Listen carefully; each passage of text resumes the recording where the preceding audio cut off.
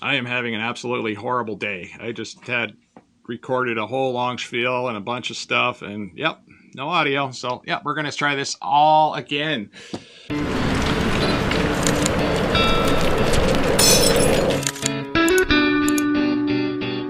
Let's get on into this week's weight loss. And let's see if I can even find it here because my phone's not wanting to act right. There we go. Okay. So, as always, my lovely cat Gray Bear likes to wait for me to get done in the bathroom, and she's in hunting mode right now. So she's looking around the house for possible mice or anything like that. We don't tend to get mice on this end of the house because there's really no food down here. But the mice come in wherever they can and tend to try to run around the house. And the cats are amazing. They just snatch them up right away. But it's cold. It's miserable outside. We're gonna get this scale set up and see what this week's weight is. And all the kids were sleeping in bed with me today, so it was really hot and uncomfortable in there because those children, they put off a lot of heat. So we'll get the scale teared in, and see what we got for a weight this week. Okay, we're looking at 310. Okay, is it going to be 7 or 8? 310.7 pounds. All right, that's what we're going to call it for this week. All right, last week, yeah, I weighed in a little bit lighter last week, so we did have a slight weight gain for this week. So 309.3 pounds minus 310.7 pounds brings us down to a 1.4 pound gain for this week, which really isn't a big deal. We're going to go over the stuff that I ate this week to try to figure that out. I mean, it's not something I'm going to sweat right at this moment. Now, at the start of this weight loss journey, I was 435 pounds minus 310.7 pounds. That's a total weight loss in 42 weeks of 124.3 pounds. Still pretty good. Now, a friend of mine kind of straightened me out the other day because I was just, cranking about how, I want to lose more weight and it's not coming off like it was before, because I got down below 300 pounds for a period of time in this weight loss journey, and that kind of screwed me up. When I rebounded and started gaining back some weight because I was quitting smoking and I was off the rails of carnivore or any type of rails, it did some emotional damage.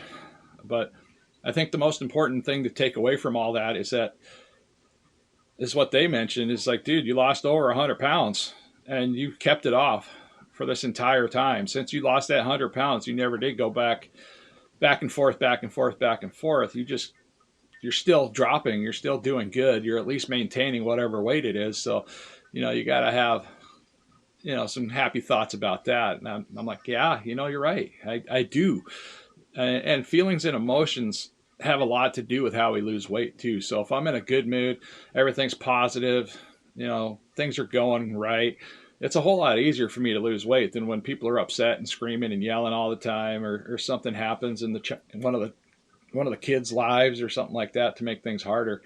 But yeah, that's just the main point I'm trying to get across here, is that I got to look at that one specific milestone, which was losing 100 pounds. And I just need to hold on to that and just keep that in mind.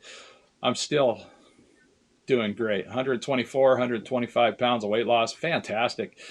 And there's nothing to boo-hoo. There's nothing to cry about there.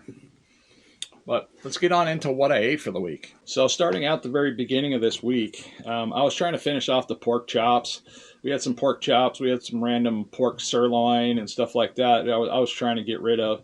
Now, I didn't feel great eating that type of pork. It's a pain in the butt to cook because as soon as you cook it up, you've got to cook it some more and then cook it some more, and it's still not quite cooked. It seems like it takes a long time to cook. But it doesn't make me feel that great. There's not enough fat. There's not enough fat is the thing, I believe, because when I was eating that, it was just, everything's coming out the other end just fine. The problem I was having is I felt sluggish, almost like I was eating fried food again, that kind of sluggish. So I'm probably going to try to avoid the pork from this moment on, because I do feel like it kind of slowed down everything, as far as how I felt, because when you feel sluggish, you're just not moving a whole bunch. So I think it was like Tuesday or Wednesday, I was cooking up some random beef sirloin that beef sirloin steaks that the wife picked up, and those were amazing. Those were great. I was really enjoying those.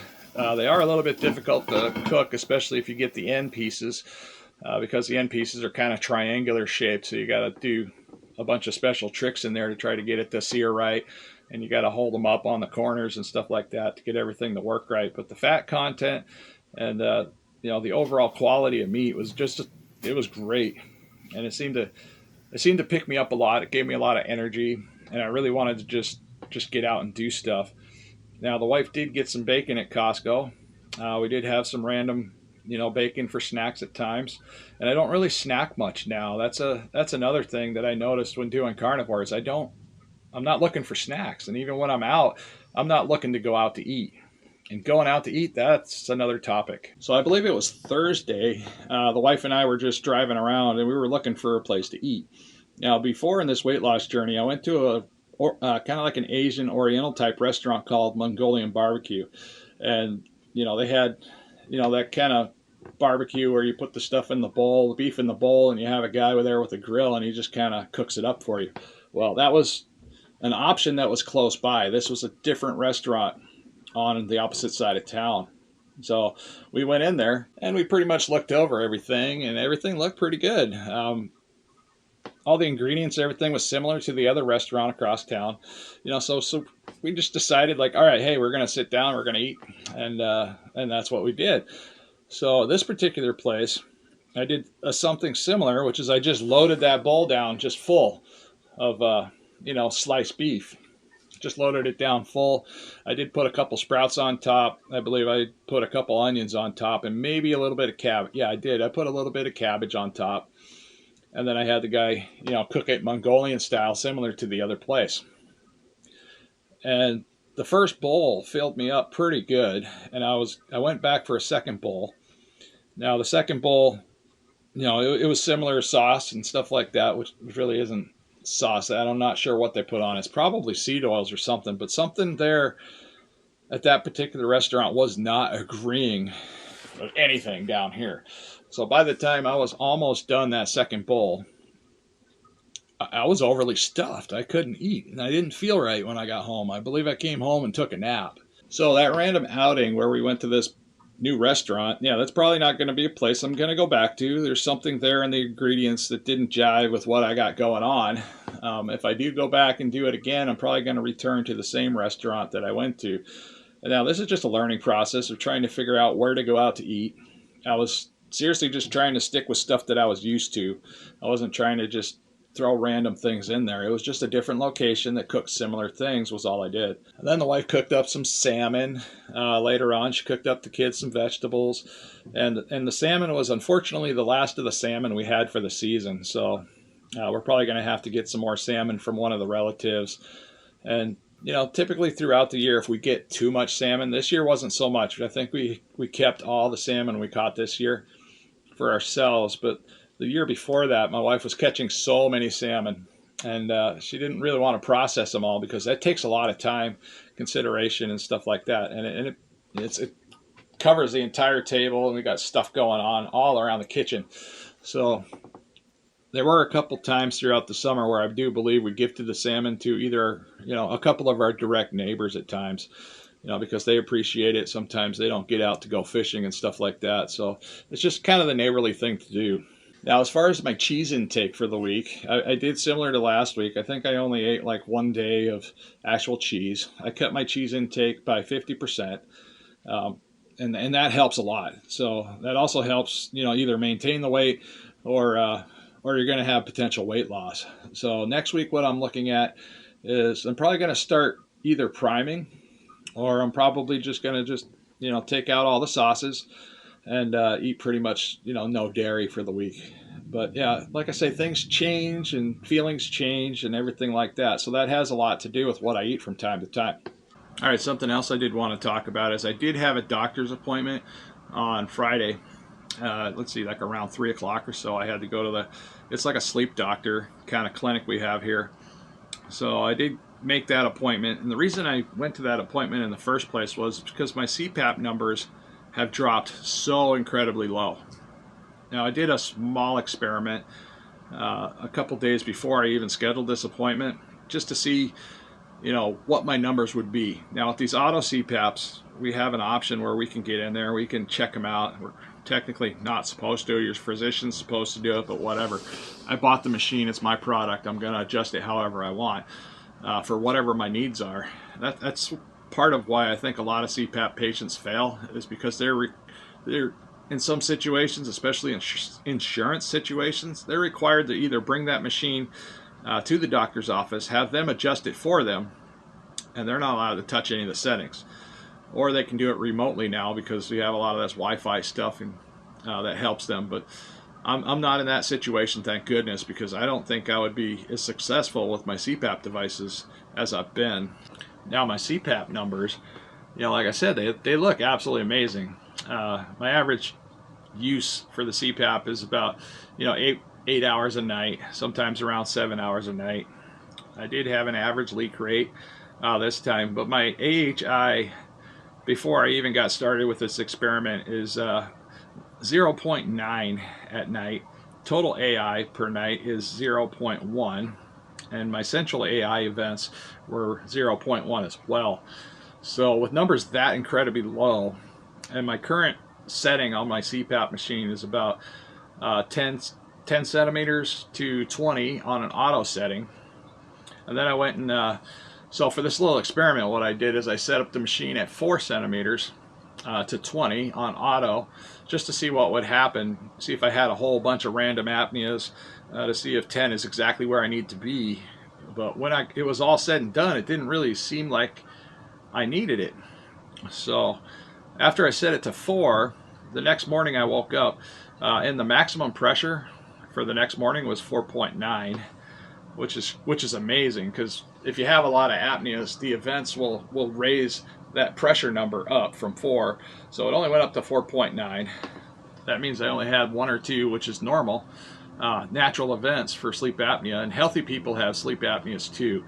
The average apnea events for a healthy person is about 5 apneas per night, no matter what, and a lot of that's just situational sleep apnea. But the after numbers is what was really interesting to me, because similar usage time at 8.5 hours, the pressure, and that pressure number isn't, it's just an average of like over 30 days of what it could have gone up to at one point. So it's just, that's a weird number. I talked about that number at the sleep clinic, and we kind of just like, we're puzzled by it. We're not sure what it is or what it means. And quite often they put a lot of these numbers in here, and they're just more confusing than anything else. So my leak rate was still 6 liters, and I believe that's an overall average too of the last 30 days. Now my AHI for this experiment here was 0.9. That's really low, and my total AI was 0.2, central AI 0.1. That's fantastic numbers for anybody to have.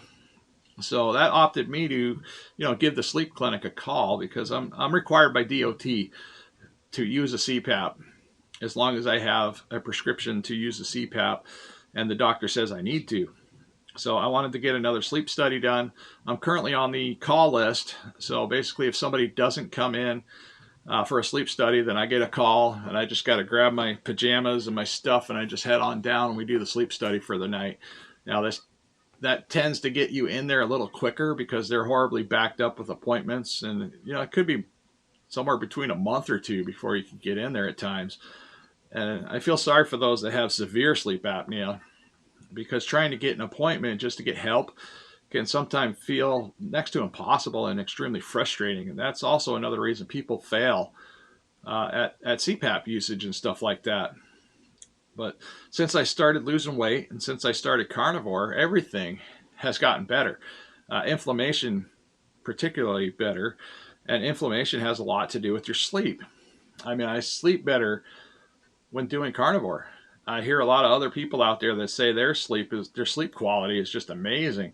Their inflammation issues while they sleep is amazing. When they roll over from side to side, it doesn't hurt them as much. I mean, it's just overall inflammation is gone. And if you didn't know it, you get a lot of inflammation up here in your sinus cavities too, which prevent you from breathing correctly. and that causes a lot of problems and a lot of apnea events. So it's all related. It's all something that's going to be beneficial just to keep on doing what I'm doing, and definitely not go back the other way, because what a sad situation I was in there. So here's another little tidbit. I don't even know where this article came from or where I found it. Could have been in one of somebody's community tabs or something, but I found it interesting and I wanted to save it because I keep hearing that there's not a lot of research done around the carnivore diet and its benefits and stuff like that. But there is. It's just you have to go find it, and it's not exactly easy to find. But okay, this is an article that I pulled up. I'm not sure where, like I said, where it came from. Let's see, Integ Gen Med 2022, published online 2022 of February 22nd. So this has been online for almost 2 years now.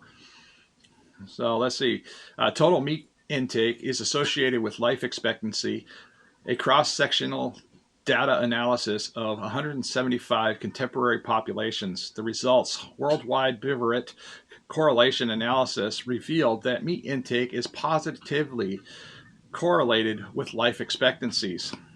This relationship remains significant when influences of calorie intake, urbanization, obesity, education, and carbohydrate crops were statistically controlled. That key word there, I believe, is education. The more education you get on food, nutrition, and health and stuff like that, man, you're going to be light years ahead, because you have to do your research no matter what. And I say that in my disclaimer at the bottom of my description section of the video and of the channel, because I do talk a lot about these things, and the stuff I talk about is from experience. Let's see, stepwise linear regression selected meat intake, not carbohydrate crops, as one of the significant predictors of life expectancy. In contrast, carbohydrate crops showed weak and negative correlation with life expectancy. I mean, that is like a boom topic right there, guys. It's right there. I mean, they say there's no research. There's some actual research. I just wanted to put that out there for, everybody to ponder over and think about, because there's a lot of countries out there that are primarily meats. I mean, they're anywhere from 80% meat all the time. I believe Japan is one of them. They eat a ton of meat in Japan, and they live a pretty good long while. And there's all kinds of other countries out there. You could probably let me know in the comments what countries you might be able to find.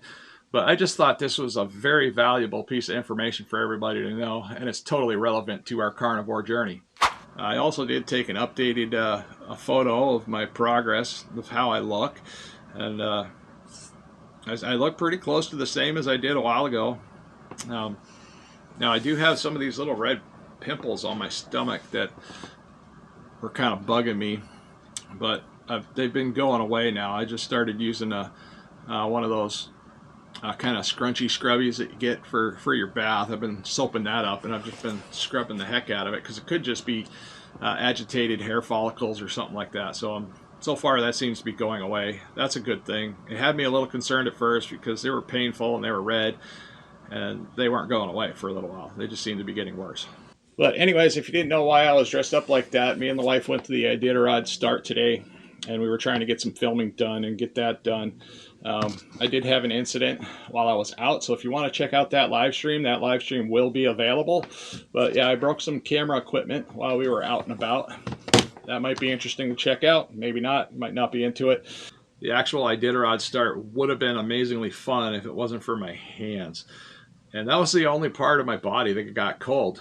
Like my hands got cold really fast. I was having fun right up until that point. But when they get cold, they hurt so bad. I mean, it's like they should have been white. They hurt so bad. It's almost like you take your hand and put it in a deep fryer. That kind of pain. So they're burning from the cold. And they don't even really feel cold. They feel like they're on fire when they get cold. So that's a problem, especially when I live here in Alaska and everything's cold. So I'm going to have to figure out another solution, possibly some other different type of gloves if I'm going to try to venture outside again like that, because maybe some mittens. I'm not sure. Mittens might work, but yeah, that's a serious issue right there, is just trying to deal with the hands. We're going to probably work on some priming for next week. Let's see if that's If that's going to work out for me or not, I'll let you know. But we're going to cut out all the nonsense. We're going to stay away from the fruits. We're going to stay away from the sauces. We're going to stay away from the random freaking restaurants that didn't work out for me, because we're not going down that road again. And if I do, it's going to be much later in the future. I might go back to Twin Dragons and get a similar Mongolian type bowl. But that's only like a once in a while thing. This isn't something I do every day. So I try to avoid restaurants. I don't even have an inkling to want to go to restaurants in most cases, because it's just more frustrating for me to have to tiptoe around certain things. Although it's nice to get out with the family. And when I did go out to the mall with my family, I was fine just hanging out with them and not eating. It wasn't a bad thing. So that's going to wrap it up. And I hope to see you in the comments section. Let me know your thoughts and opinions, as always. And if you found this video interesting or useful, please subscribe to the channel, share the video, and we'll see you in the next one. Molly's over here hunting mice.